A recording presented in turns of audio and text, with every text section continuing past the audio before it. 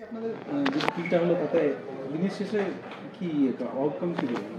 দেখুন, আমাদের সরকার থেকে government of West Bengal sports department থেকে চিঠি দিয়ে অনুরোধ করা হয়েছিল যে যদিও আইএফএ অটোনোমাস বডি, যদি বাংলা প্লেয়ারের সংখ্যা বাড়ানো যায়, স্থানান্তর দলের সংখ্যা বাড়ানো যায়, সেটা নিয়ে আমরা সেই জন্য আজকের মিটিংটা ডেকেছিলাম ক্লাবদের সাথে কথা বলে। যদিও ইনিশিয়ালি বেশ কিছু ক্লাব তাদের অসুবিধার কথা জানায়, অনেকেই তাদের অসুবিধার কথা জানিয়েছে, যেহেতু লিগ শুরু হতে চলেছে এবং তারা টিম করে ফেলেছে, কিন্তু মন্ত্রীকে সম্মান জানাতে এবং স্পোর্টস ডিপার্টমেন্টকে সম্মান জানাতে তারা মেনে নিয়েছে যে 6টা রাজ্যের প্লেয়ার খেলবে, 5টা রাজ্যের প্লেয়ার, 6টা ভূমিপুত্র, 5টা মিনিমাম 6টা ভূমিপুত্র।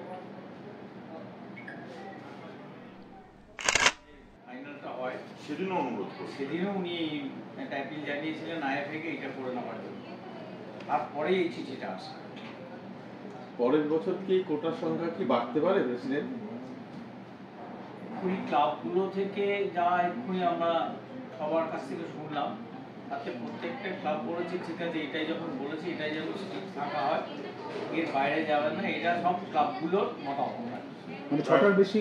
এখানে যেটা বক্তব্য হলো, আমাদের এখানে ক্লাব আছে, একাধিক ক্লাব যারা আইএসএল আই লিগ খেলে, তারা বলছে যে আমরা আমাদের প্লেয়ারগুলোকে ক্যালকাটা লিগে দেখে নিই, যদি বাংলার সংখ্যা বাড়তেই থাকে তাহলে পরে সেক্ষেত্রে আমাদের পক্ষে আমাদের টিমের প্লেয়ারদের দেখে নেওয়ার সুবিধাটা কমে যাবে। অফিস ক্লাব আছে একাধিক, তারা জানিয়েছে যে তারা যেহেতু এমপ্লয়মেন্ট দিয়ে প্লেয়ার নেয়, তাদের পক্ষে বলা সম্ভব নয় যে শুধু বাংলার প্লেয়ারই নেব।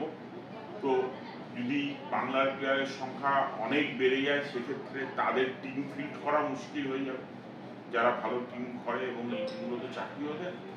তো এরকম বিভিন্ন ক্লাব বিভিন্ন অসুবিধা আমাদের জানিয়েছে এবং তার ভিত্তিতে আমাদের বলেছে যে একটা রিকোয়েস্ট করার জন্য এবং জানাবার জন্য যে এই সংখ্যাটা যদি আগামী দিনে পরিবর্তন না হয় তাহলে ক্লাবদের ক্ষেত্রে সুবিধা।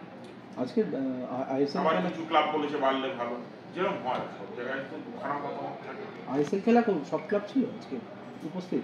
ইস্ট বেঙ্গল ছিল, মোহামেডান ছিল। মোহনবাগান কেন, মানে কোনো কারণ দেখিয়ে আসেনি না? আমাদের জানেন না। ডায়মন্ড হারবার ছিল? হ্যাঁ, মূলত তিন প্রধান ক্লাবই তো এই কোটাটা যাতে না বাড়ানোর জন্য প্রতি বছরই বলে, এবার কি সেরকম কোনো আপত্তি করেছিলেন? আমরা যখন পুরো ব্যাপারটা খুলে আমাদের জানাই তখন সবাই অ্যাকসেপ্ট করেছে এবং আজকে লটারি নিয়েও আলোচনা হয়েছে। ক্লাবরা আমাদের যথেষ্টভাবে অ্যাপ্রিসিয়েট করেছে এইভাবে লটারি করার জন্য এবং বলেছে লটারি খুব ভালো হয়েছে, এটা নিয়ে আমাদের কোনো কমপ্লেন্টস নেই, প্রতিবার যেন এরকমভাবেই লটারি হয়। আর একটা লটারি নিয়ে চিঠি জমা পড়েছিল না সাধারণত, সেই জন্যই প্রেসিডেন্ট এটা আলোচনা করার কথা বলেন যে ক্লাবদের কি মতামত জেনে নেওয়ার জন্য যেটা একটা চিঠি এসেছে, সেক্ষেত্রে আমরা ক্লাবদের জিজ্ঞাসা করি এবং ক্লাবরা জানায় যে লটারি সবার ভীষণ ভালো লেগেছে এবং এটা নিয়ে কারোর কোনো প্রশ্ন নেই, তাই লটারি এইভাবেই হোক আর বাংলার ফুটবলে। আর এই তাহলে সাধারণ কি কোনো, আমরা তো মিটিংয়ে আলোচনা করলামই, আগে সব ক্লাবই প্রায় প্রেজেন্ট ছিল সাধারণ বাদ দিয়ে, সাধারণের ওটা কোনো রিপ্রেজেন্টেটিভ ছিল না। সবচেয়ে বড় কথা দেখো, এখন সব জিনিসই একটা চটকদারি ব্যাপার থেকেই যায়, সেটা মার্কেটিং করতে গেলে ধীরে ধীরে এগোতে হয়, তো আমরাও ধীরে ধীরে এগোচ্ছি আর কি। সেই জন্যই ধরো আজকে যে লটারিটা করেছি, একটা নতুন মোড়কে লটারিটা করা হয়। অভিযোগ যেটা যে পট নিয়ে যেভাবে হয় সেই রকমের এখানে হয়, এখানে কোনো ডিফাইন্ড রুল নেই যে একটা ভাবেই করতে হবে। আমরা সব কার্ড শাফেল করে টেবিলের উপর রেখে দিয়েছিলাম, শুধু 4টে টিমের কার্ড আলাদা রাখা ছিল, টপ 2 টিমস আর বাকি দুটো সাপোর্টার বেস ক্লাব। প্রথমে টপ 2 টিমস কার্ড গেছিল, সেখান থেকে প্লেয়াররা বেছে নিয়েছিল যে গ্রুপ এ থেকে যাবে, গ্রুপ বি থেকে যাবে।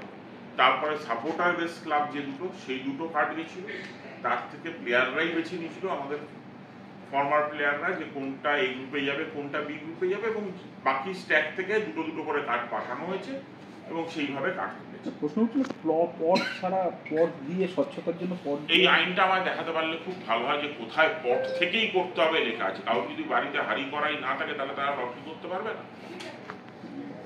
সমস্ত বড় সব সেলিব্রিটি প্লেয়াররা ছিল, তারা সবাই অ্যাপ্রিসিয়েট করেছে। এবং সব থেকে বড় কথা হলো প্রোগ্রামটা লাইভ হয়েছে, এত মানুষ দেখেছে।